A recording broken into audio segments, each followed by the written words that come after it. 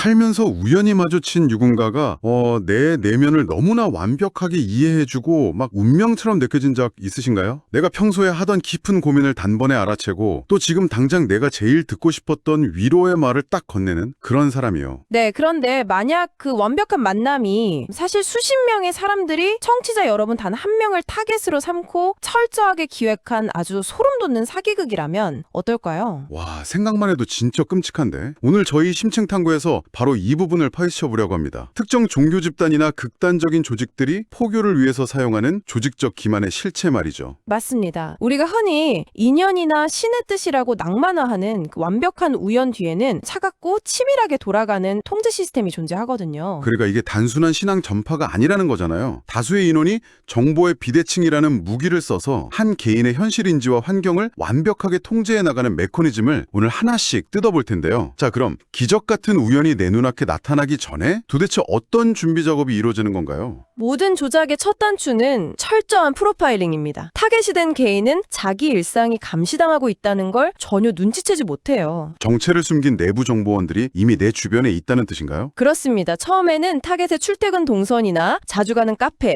취미, 인간관계 같은 물리적인 데이터를 쫙 수집합니다. 근데 그런 겉으로 보이는 정보 말고 진짜 핵심 데이터는 따로 있다면서요? 진짜 노리는 건 바로 타겟의 현재 심리적 결핍입니다. 심리적 결핍이요? 근데 사실 그런 건 겉으로 쉽게 드러나는 게 아니잖아요. 사람들은 보통 사회생활하면서 자기 약점을 철저하게 숨기려고 하니까요. 여기서 정보원들의 고도의 연기력이 발휘되는 거죠. 우연을 가장해서 아주 자연스러운 대화를 유도하거나 때로는 지인으로 위장해서 은밀하게 정보를 캐냅니다. 아, 그러니까 최근에 취업에 실패해서 엄청 불안해한다거나 아니면 믿었던 사람한테 배신당해서 상처가 깊다거나 하는 그런 감정선들을 찾아내는 거군요. 정확합니다. 그 약점이 파악되는 순간 어떻게 되는 건가요? 기획실에서 그 결핍의 모양에 정확히 들어맞는 맞춤형 대본을 작성하기 시작합니다. 타겟의 취약점도 파악됐고 결핍을 채워줄 완벽한 대본까지 나왔어요. 그럼 이제 이 대본을 현실에서 실행할 차례인데 도대체 어떻게 접근해야 타겟이 의심을 안 할까요? 수집된 데이터를 바탕으로 연기자 1, 연기자 2가 현장에 투입됩니다. 이들의 1차 목표는 타겟의 경계심을 완전히 허물어뜨리는 거예요. 길거리에서만 우연히 어깨를 부딪힌다거나 그런 식인가요? 네, 그런 고전적인 방법도 쓰고요. 타겟이 최근에 관심 갖게 된 주제, 예를 들어 심리학이나 예술 분야에 대한 가짜 설문조사를 부탁하면서 접근하기도 합니다. 아, 아니면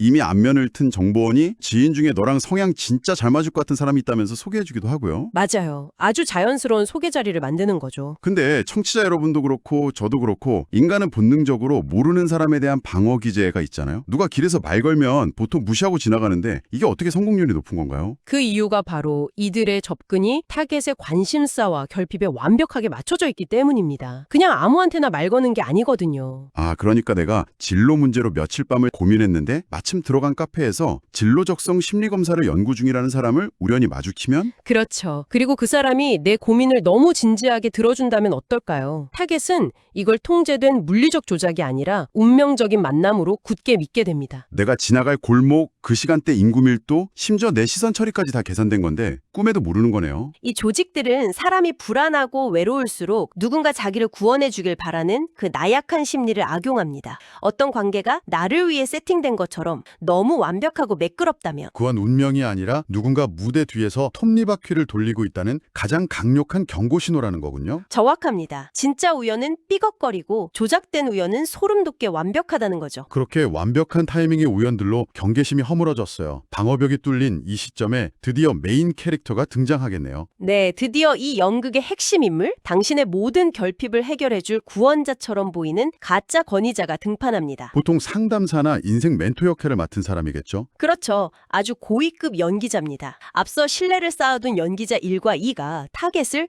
이 멘토에게 아주 자연스럽게 안내하죠. 이 멘토는 이미 타깃에 대한 수십 장짜리 데이터를 다 머릿속에 넣고 있는 상태일 테고요. 당연하죠. 약점, 과거의 상처, 은밀한 고민까지 싹 다 숙지하고 있습니다. 그리고 처음 만난 자리에서 마치 내면을 단번에 꿰뚫어 보는 것처럼 엄청난 통찰력을 연기합니다. 그동안 혼자 견디느라 얼마나 외로웠습니까? 하면서요. 타깃 입장에서는 평소 평생 누구한테도 말 못했던 아픈 곳을 처음 본 권위자가 단번에 알아주니까 엄청난 충격을 받죠. 내가 그 상황이면 진짜 세상을 다 가진 것 같은 안도감이 들 것 같아요. 살면서 나를 이렇게 완벽하게 이해해주는 사람을 만났다고 감격할 텐데, 근데 논리적으로 생각해보면 이상하잖아요. 아무리 내 마음을 잘 알아줘도 멀쩡한 성인이면 이 사람이 나를 어떻게 이렇게 잘 알지? 목적이 뭐지? 하고 합리적인 의심을 해야 하는 거 아닌가요? 왜 지성적인 사람들의 이성조차 여기서 완전히 마비되는 걸까요? 그 이유를 이해하려면 뇌과학과 심리학을 같이 봐야 합니다. 이 가짜 권위자는 타겟의 인정 욕구를 아주 정교한 통제수단으로 써먹거든요. 인간의 뇌는 사회적 동물이라서 자기 고통을 타인에게 인정받고 수용될 때 생존에 직결된 아주 강력한 보상을 얻었다고 착각합니다.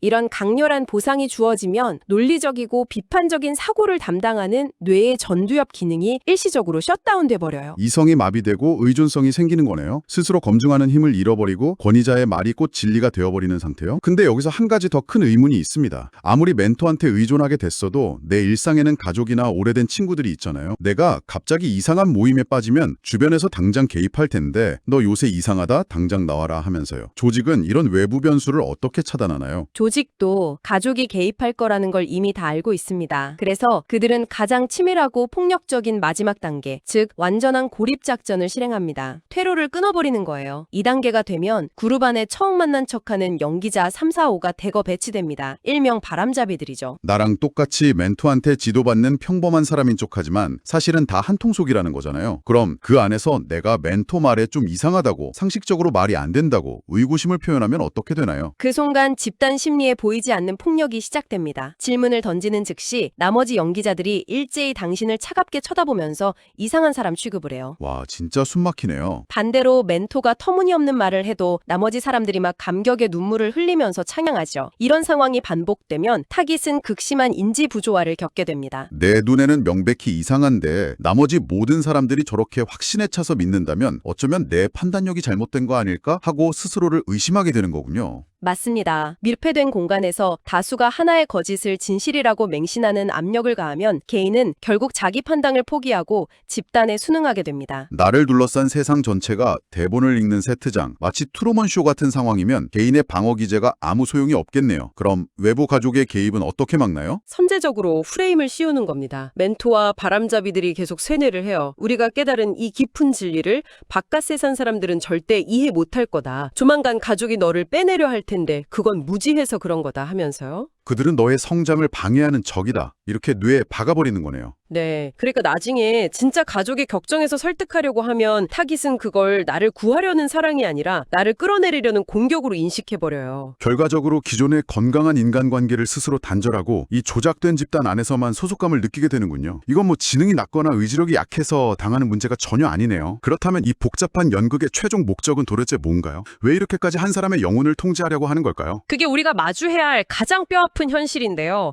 이 집단의 목적은 당신의 영적인 성장이나 구원이 절대 아닙니다. 그럼 오직 착취인 건가요? 맞습니다. 불안과 외로움, 그 맹렬한 인정 욕구를 파고들어서 당신이 가진 모든 걸 남김없이 착취하는 겁니다. 처음에는 주말 시간을 빼앗고 그 다음에는 은행 계좌의 자본을 흡수하죠. 그리고 종국에는 스스로 생각하고 판단할 수 있는 자유의지 자체를 영구적으로 귀속시켜서 통제 시스템의 부속품으로 만들어버리는 거군요. 타겟의 모든 에너지를 조직 유지의 연료로 쓰는 것, 그게 진짜 목적입니다. 듣기만 해도 진짜 무서운 덫인데요. 이런 정보 과잉의 시대에 이 거대한 그물망을 피할 수 있는 방법이 있을까요? 무자비할 정도로 냉정하게 현실을 직시해야 합니다. 나를 완벽하게 이해해주는 낯선 호의가 다가온다면 그건 구원이 아니라 가장 정교하게 살게 된 덫일 확률이 높다는 걸 의심하셔야 합니다. 권력의 비대칭 속에서 살아남으려면 비판적 사고가 필수겠네요. 아무리 위로가 되고 타이밍이 완벽해도 왜 지금 나에게 이토록 완벽하게 타이밍이 맞지? 하고 한 걸음 물러서서 질문해야 한다는 거군요. 네, 그 비편적 사고만이 유일한 방패입니다. 오늘 우리는 인간의 심리를 올가매는 조직적 기만의 끔찍한 과정을 쭉 해부해봤습니다. 결핍을 파악하고 우연을 조작하고 가짜 권위자로 의존성을 만들고 결국 집단 심리로 고립시켜서 착취하는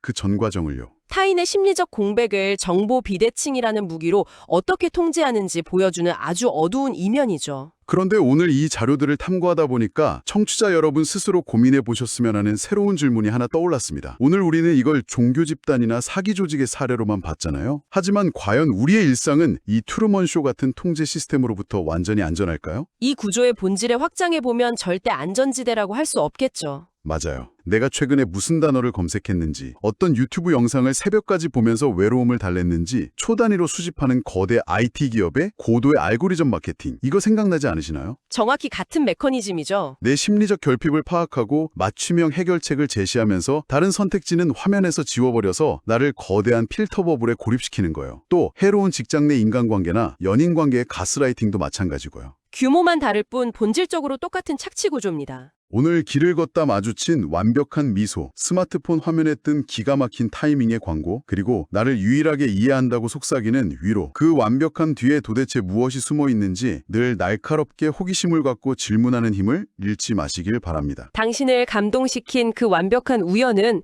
누군가가 당신을 위해 완성한 치밀한 대본일지도 모르니까요. 네, 오늘 심층 탐구는 여기서 마치겠습니다. 청취자 여러분, 늘 비판적으로 질문하는 하루 보내시길 바랍니다.